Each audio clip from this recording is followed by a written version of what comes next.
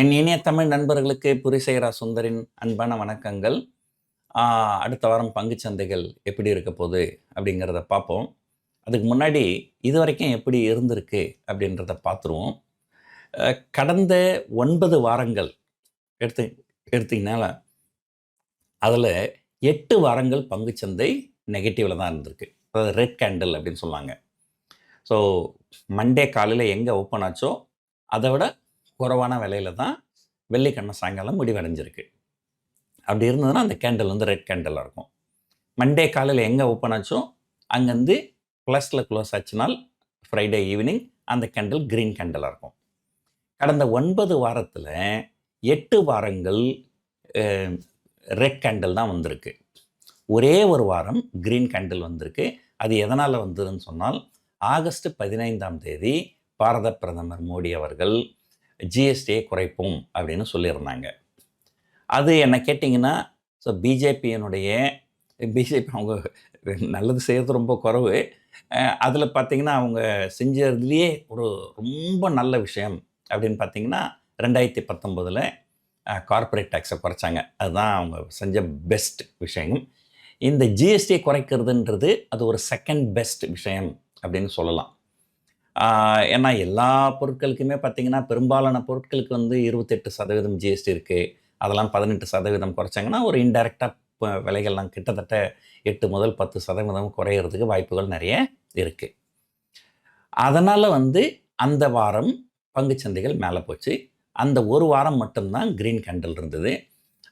திரும்ப உடனடியாக இந்த இந்திய அமெரிக்க வர்த்தக போர் தொடர்ந்து நடந்து அதில் பெரிய பிரச்சனையாகி பங்குகள் கிட்டத்தட்ட 9 வாரங்களில் 8 வாரங்கள் ரெட் கேண்டில். இது வந்து ஒன்று. போன வாரம் பற்றி பார்த்தீங்கன்னா, இல்லை கடந்த 3 மாதங்கள் எடுத்துங்க. கடந்த 3 மாதங்களில் உலகத்திலேயே ஒர்ஸ்ட் பர்ஃபார்மிங் பங்குச்சந்தை எதுன்னு கேட்டிங்கன்னா நம்முடைய பங்குச்சந்தை தான். அது ஒரு செய்தி வந்தது. போன வாரத்தில் பார்த்தீங்கன்னா, போன வாரத்தில் மொத்தமே 4 ட்ரேடிங் செஷன் தான் இருந்தது. அந்த 4 ட்ரேடிங் செஷனில் 3 ட்ரேடிங் செஷன் ரொம்ப அபரிதமாக பங்குச்சந்தைகள் இறங்குச்சு. முதல் நாள் ட்ரம்ப் வந்து இந்தியாவுக்கு எதிரான 50% வரியை அஃபிஷியலாக அனௌன்ஸ் பண்ணிட்டார். அதனால் ஒரு கிட்டத்தட்ட 300 புள்ளிகள் இறங்குச்சு. அதுக்கு அடுத்த நாள் ஒரு செய்தி வந்தது. அமெரிக்க பிரசிடெண்ட் ஒரு 4 தடவை ஃபோன் பண்ணதாகவும் பாரத பிரதமர் அந்த ஃபோனை எடுக்கலை அப்படின்னு சொல்லிட்டோம்.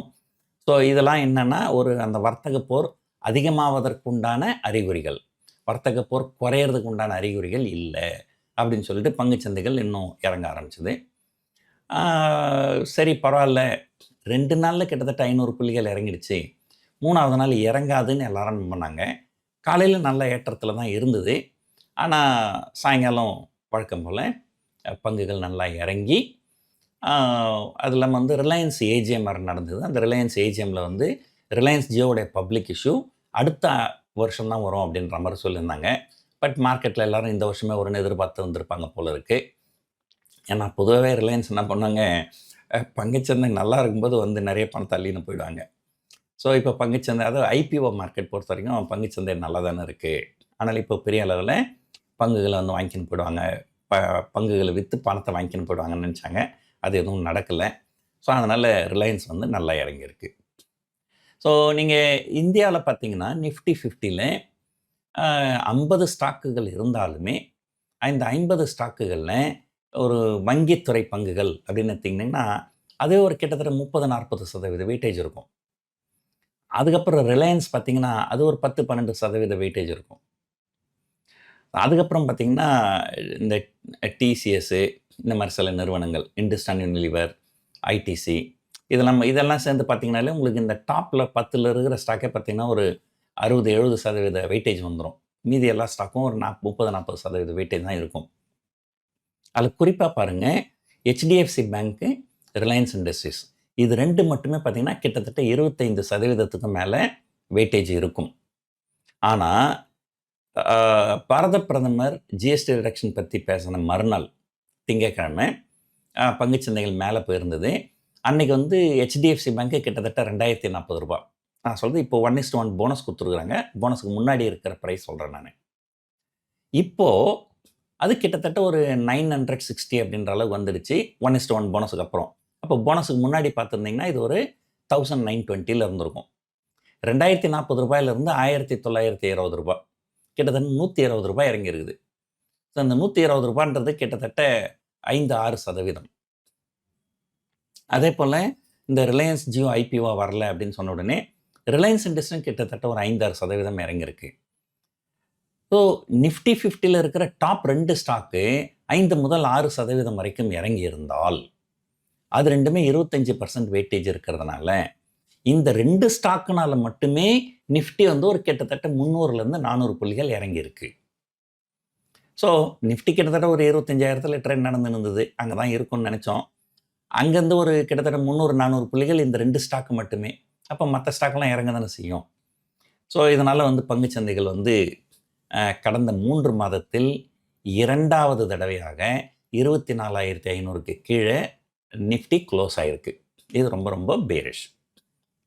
சரி, இப்போது வரும் காலங்களில் சப்போர்ட் எங்கே இருக்கும் அப்படின்றத பார்த்துருவோம்.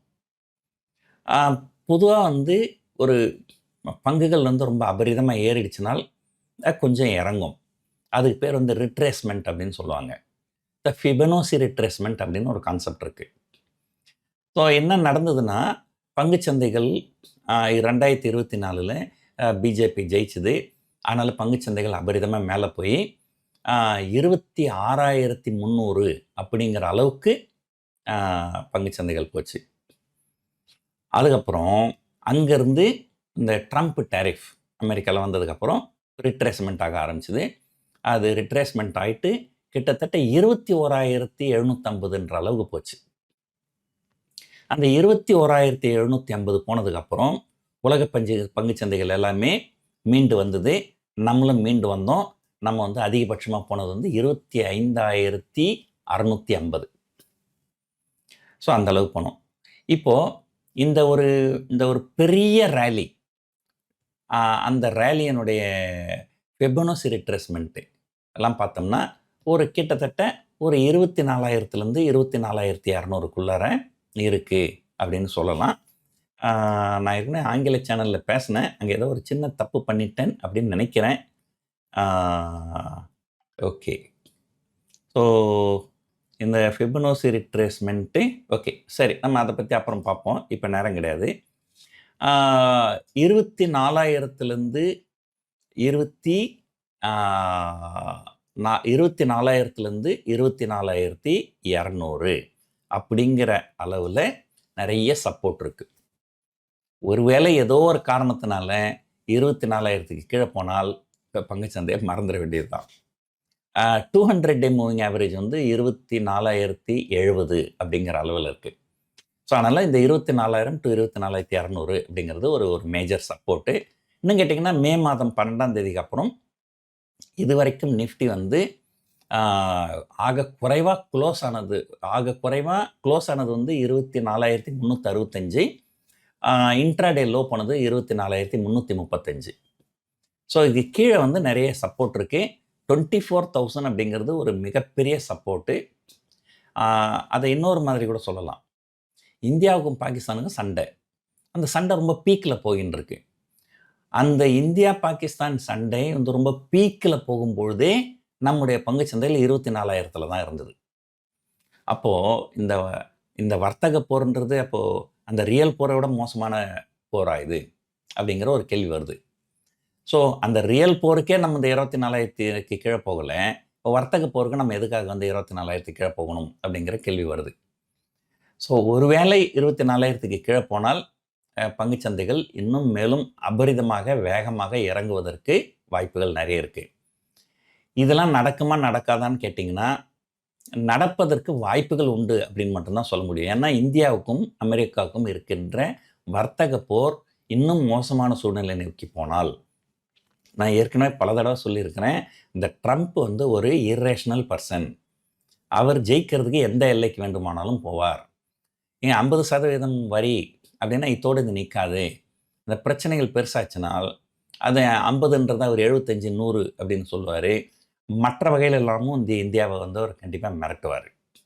சரி, இதுக்கு இந்தியா அடிபணியணுமா அப்படின்னு கேட்டால் எந்த ஒரு நாடுமே இன்னொரு நாட்டுக்கு அடிபணியக்கூடாது அப்படின்றது தான் எல்லாருடைய கொள்கையாக இருக்கும். அது என்னுடைய கொள்கை மட்டும் இல்லை, எல்லாருடைய கொள்கையும் அதுவாக தான் இருக்கும். ஆனால் அதே நேரத்தில் எதிர்த்தரப்பு சொல்கின்ற விஷயங்களை நம்ம உள்வாங்கிக்கின்னு அதில் இருக்கிற நியாய அநியாயங்களையும் நம்ம பார்த்து, ஏன்னா இப்போ அவங்க என்ன சொல்கிறாங்க, நீங்கள் கச்சா எண்ணெய் வாங்குறீங்க ரஷ்யா கிட்டேருந்து, அந்த பணத்தை வச்சு அவங்க வந்து யுக்ரைன் கூட சண்டை போட்டுன்னு இருக்கிறாங்க. இது வந்து எந்த வகையில் நியாயம்? அப்போ யுக்ரைன் மக்கள் சாவதற்கு இந்தியா காரணமாக இருக்கின்றது. நான் இதை சொன்ன உடனே நம்ம பிஜேபி ஆட்கள்லாம் வந்து, என்னங்க எப்படின்னா எங்களை வந்து அமெரிக்காவில் காலில் விழ சொல்கிறீங்களா? உங்களுக்கு மானம் இல்லையா? நீங்கள் வந்து இந்திய நாட்டுக்கு எதிரி, தேச துரோகி அப்படின்லாம் பேச ஆரம்பிச்சிருவாங்க. நம்ம வந்து ப்ராக்டிக்கலாக இங்கே என்ன நடக்குதோ அதை பற்றி மட்டும்தான் பேசுகிறோம். ஸோ இப்போ இது என்னன்னா வந்து இப்போ நம்ம திரும்ப கேட்கலாம். என்ன கேட்கலான்னா, ஐரோப்பா வந்து எங்கேருந்து கேஸ் வாங்குறாங்க? ரஷ்யா கிட்டேருந்து தான் கேஸை வாங்குறாங்க. ஸோ அப்போது அந்த பணம் வந்து யுக்ரைனுக்கு எதிராக போரிடுறதுக்கு பயன்படலையா? அப்படின்னா அப்போ அதுக்கு என்ன பாயிண்ட்டுன்னா, ஐரோப்பாவுக்கு அங்கே வேறு வழியே கிடையாது. ஐரோப்பா பக்கத்தில் தான் ரஷ்யா இருக்குது. ரஷ்யா கிட்டேருந்து மட்டும்தான் அவங்க கேஸ் வாங்கி ஆகணும். வேறு நாட்டிலேருந்து கேஸ் அவங்களால வாங்க முடியாது. அந்த கேஸை ரஷ்யா கிட்டேருந்து வாங்கலைன்னா அந்த குளிர்லேயே எல்லோரும் செத்து போடுவானுங்க. ஸோ அதனால் வந்து அந்த சில இதெல்லாம் இருக்குது. ஸோ இதெல்லாம் வந்து நம்ம பேசி பிரயோஜனம் கிடையாது. இந்தியாவும் அமெரிக்காவும் பேசி ஒரு முடிவு எடுக்கணும், ஒரு தீர்வுக்கு வரணும். அது தீர்வுக்கு வரலன்னு சொன்னால் கண்டிப்பாக இந்தியாவுடைய பொருளாதாரம் மிகப்பெரிய லெவலில் அடி வாங்க போகுது அப்படிங்கிறதுல எந்த சந்தேகமும் கிடையாது. ஆனால் அதே நேரத்தில் பங்குச்சந்தைகள் ஒரே நேர்கோட்டில் கீழே போகாது. ஏன்னா ஒரு பொருளாதாரம் ரொம்ப மோசமாக போக போகுது அப்படின்னு தெரிஞ்ச உடனே அரசாங்கங்கள் சும்மா உட்காந்துட்டு இருக்க மாட்டாங்க. அவங்க ஏதாவது அதிரடியாக பண்ணுவாங்க. அதிரடியாக வட்டி விகிதங்களை குறைப்பாங்க, அதிரடியாக ஜிஎஸ்டியை குறைப்பாங்க. அதை நான் ஒரு வீடியோவில் சொல்லியிருந்தேன். இவங்க அதிரடியாக வந்து எல்லாத்தையுமே கூட லாங் டேர்ம் கேபிட்டல் கெயின் டேக்ஸை குறைக்கலாம், எஸ்டிடியை குறைக்கலாம், ஷார்ட் டேர்ம் கேபிட்டல் கெயின் டேக்ஸை குறைக்கலாம். எத்தனையோ விஷயங்கள் இவங்க பண்ணி பங்குச்சந்தையை ரிவைவ் பண்ணுறதுக்கு உண்டான முயற்சிகள் அத்தனையும் எடுப்பாங்க.